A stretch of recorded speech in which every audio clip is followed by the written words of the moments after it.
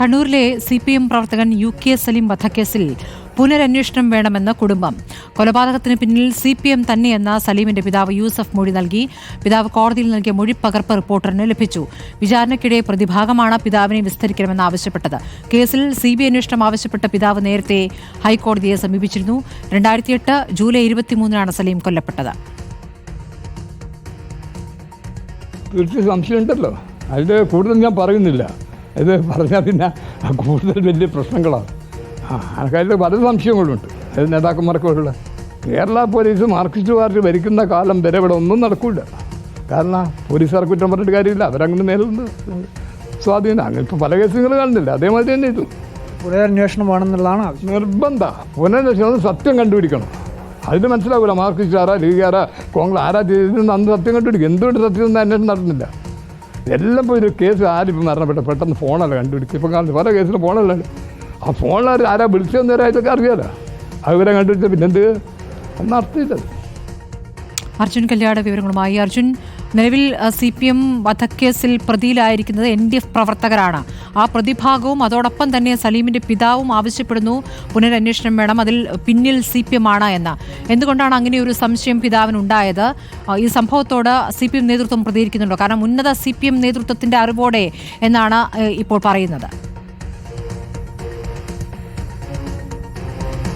കൃതി 2008 ജൂലൈ മാസം 23 പുന്നൂരിലുള്ള സലീം ഇങ്ങനെ കൊല്ലപ്പെടുന്നത്. അതായത് സമീപത്തെ ഒരു DYFIയുടെ പോസ്റ്റർ ഒട്ടിക്കാൻ പോയപ്പോൾ ഈ സലീമിനെ NDF പ്രവർത്തകർ ആക്രമിച്ചു കൊലപ്പെട്ടു എന്നുള്ളതാണ് ആദ്യഘട്ടത്തിൽ, അല്ലെങ്കിൽ ഈ ആരോപണത്തിനൊക്കെ മുൻപ് എല്ലാവരും പോലീസിന് അന്വേഷണത്തിനും എല്ലാം തന്നെ മനസ്സിലാക്കാൻ വേണ്ടി കഴിഞ്ഞു. എന്നാൽ പിതാവ് ഇതിനു മുൻപും ഇത്തരത്തിൽ ഈ കൊലപാതകത്തിനു പിന്നിൽ CPM പ്രവർത്തകരാണ് എന്നുള്ള ആവശ്യം മുന്നോട്ട് വെച്ചിരുന്നു. എന്നാൽ ഈ കോടതിയിൽ ഈ വിചാരണ നടക്കുന്നതിനിടെയാണ് ഈ പ്രതിഭാഗം പിതാവിൻ്റെ ഈ പരാമർശം ഉൾപ്പെടെ കോടതിയിൽ സൂചിപ്പിക്കുകയും അതിൻ്റെ ഭാഗമായി ഇത്തരത്തിൽ പിതാവിനെ വിസ്തരിക്കേണ്ടതുണ്ട് എന്നുള്ള കാര്യം കോടതിയെ അറിയിക്കുകയും ചെയ്തത്.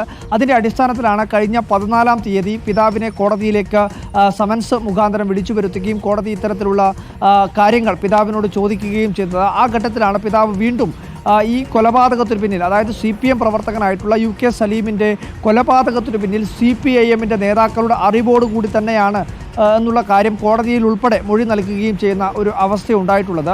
എന്തായാലും ഇതുമായി ബന്ധപ്പെട്ടുകൊണ്ട് ആദ്യഘട്ടം മുതൽ തന്നെ പിതാവിന് ഇത്തരത്തിലുള്ള, അതായത് ആദ്യഘട്ടം എന്ന് പറഞ്ഞാൽ ഈ കൊലപാതകം നടന്ന് അല്പ നാളുകൾക്ക് ശേഷം പിതാവിന് ഇത്തരത്തിലുള്ള ചില ആരോപണങ്ങളെല്ലാം ഉയർത്തിയിരുന്നു. CBI അന്വേഷണം ആവശ്യപ്പെട്ട് ചില ഹർജികൾ ഹൈക്കോടതിയിൽ ഉൾപ്പെടെ നൽകിയിരുന്നു. പക്ഷേ ആ ഹർജി ഹൈക്കോടതി പിന്നീട് തള്ളിക്കളയുകയാണ് ഉണ്ടായത്. എന്തായാലും ഇതുമായി ബന്ധപ്പെട്ടുകൊണ്ട് വീണ്ടും ഇത്തരത്തിലുള്ളൊരു മൊഴി കോടതിയിലേക്ക് ഉൾപ്പെടെ നൽകുമ്പോൾ ഇനി കോടതിയാണ് ഇതിനകത്ത് എന്ത് നടപടിയാണ്, അല്ലെങ്കിൽ ഈ പ്രതികൾക്ക് യഥാർത്ഥത്തിൽ പങ്കുള്ളത് തന്നെയാണോ, അല്ലെങ്കിൽ പിതാവ് സംശയിക്കുന്ന പോലെ ഏതെങ്കിലും തരത്തിൽ CPMൻ്റെ ഉന്നത ബന്ധങ്ങളുണ്ടോ എന്നുള്ള കാര്യം ഉൾപ്പെടെ അന്വേഷിക്കണമോ വേണ്ടയോ എന്നുള്ള കാര്യങ്ങളെല്ലാം തന്നെ തീരുമാനിക്കേണ്ടത് കോടതിയാണ്. എന്തായാലും പിതാവ് പല സംശയങ്ങളും മുന്നോട്ട് വെക്കുന്നുണ്ട്.